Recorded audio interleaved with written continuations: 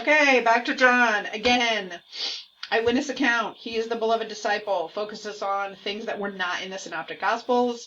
And his audience are Greek-speaking Jews who are living outside Israel. So they are in a diaspora somewhere, and that is John's primary audience. Most likely, again, written after the Synoptic Gospels as a way of presenting additional material from John's perspective. Again, we don't know this. We don't have the original transcript. It has not been dated. It is just several theologians along the way have said the most likely timeline.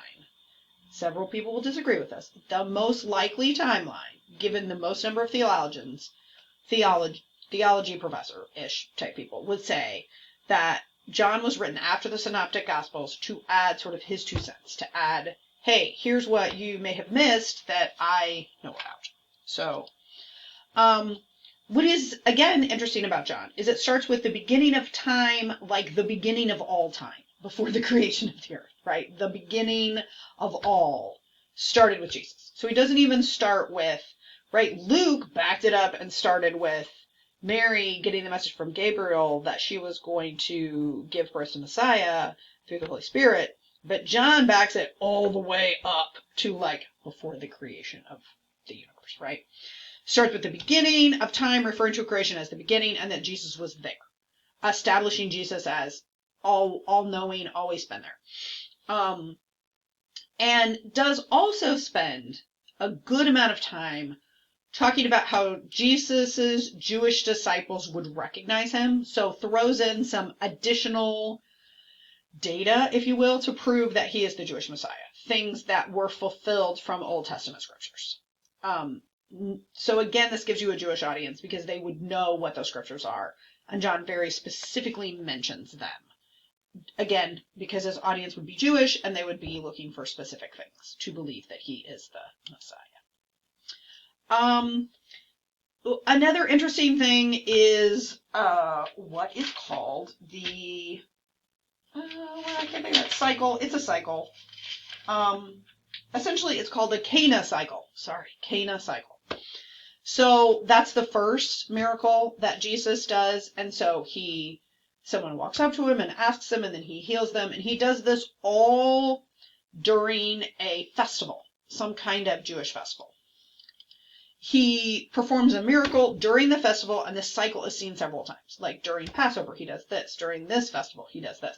And he does it in a very specific way. So the person comes, he heals them, and then he basically tells them not to tell anyone, and they go out and tell everyone anyway. So this is, again, John affirming the deity of Jesus and affirming some miracles that weren't necessarily seen in the 3 Synoptic Gospels. And this emphasizes even more examples of how Jesus fulfills the Jewish Messiah prophecies, especially around miracles. Exactly how he does the miracles and when, and the cycle you will see over and over. It's very like he does in Cana.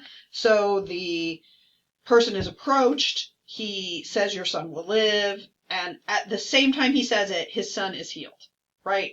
He says it to the father, your son is healed. The father goes back and finds out that he was healed, at the exact time that he talked with Jesus. The Cana cycle concludes with a sign that identifies Jesus. Then there's a festival cycle. That's the unleavened bread with the 5,000. That's also where he healed a man that was lame for 30 years. Pick up your mat and walk. And it was also a Sabbath day. So he has the same cycle you will see in John over and over. Again, affirming his deity, emphasizes even more that he can perform miracles. And he is, in fact, the Jewish Messiah. The any 2 verses verifies the gospel account. So it says, hey, this is me, John. I verify that I wrote this, kind of like a signature, or, if you have to get a notary, this is John's way of notarizing his gospel. It's me. I'm not sure they had stamps, maybe, like a rock with ink. I'm not sure. Anyway, John ends the last 2 verses verifying the gospel account and observes Jesus did so much it could not possibly all be written down. So this is sort of him saying, hey, I added a little bit to what's already been written. This is my account that's already been written. But Jesus did so much, he said so much, that it could not possibly all be written down because of all of the miraculous things that he's done and all of the places that he's been. I think a key verse out of John that you will see a theme in over and over is written so that you may believe, and by believing have life in his name. We will talk about what that means next week when we talk about Paul. I really like Paul in terms of, I'm really interested in his writings, and he writes a chunk and is involved in a chunk of the rest of the New Testament. So this concludes the 4 Gospels, the 3 Synoptic Gospels, and John. Okay. Bye.